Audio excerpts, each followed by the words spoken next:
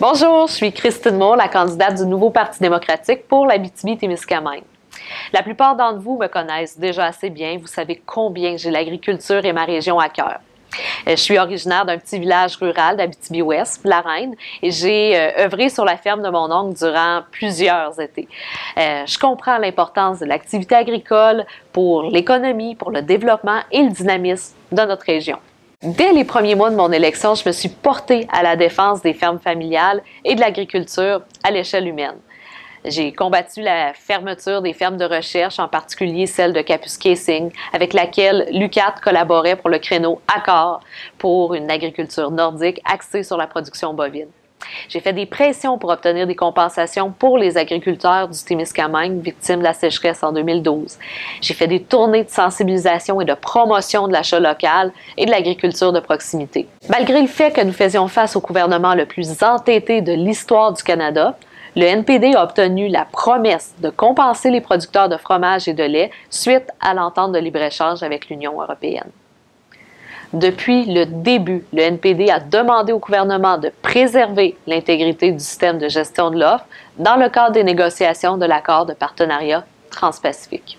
Pour ce qui est de la forêt, j'ai déposé l'an dernier la motion 496 pour que le Canada se dote d'une stratégie pour l'industrie du bois en consultation avec les provinces, les territoires et les Premières Nations.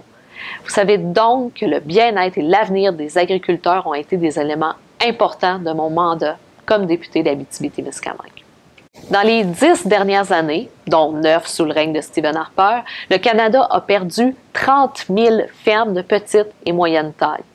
Les conservateurs ont éliminé des filets de sécurité importants pour les agriculteurs et réduit le financement des programmes comme Agri-investissement et Agri-stabilité, en plus de rendre plus compliqué l'accès à ces mêmes programmes. Pendant les derniers gouvernements libéraux, le taux d'endettement des agriculteurs a presque doublé, alors que leur programme de gestion de risque leur a apporté peu d'aide.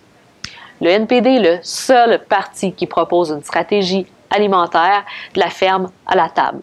Une stratégie qui repose sur des collectivités viables, un soutien à l'agriculture locale et au développement des entreprises agricoles.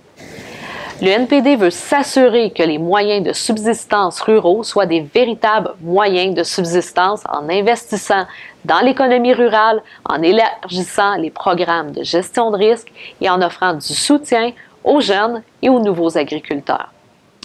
Nous voulons aussi soutenir le secteur de la transformation alimentaire pour développer les marchés et créer des emplois de qualité pour l'économie régionale.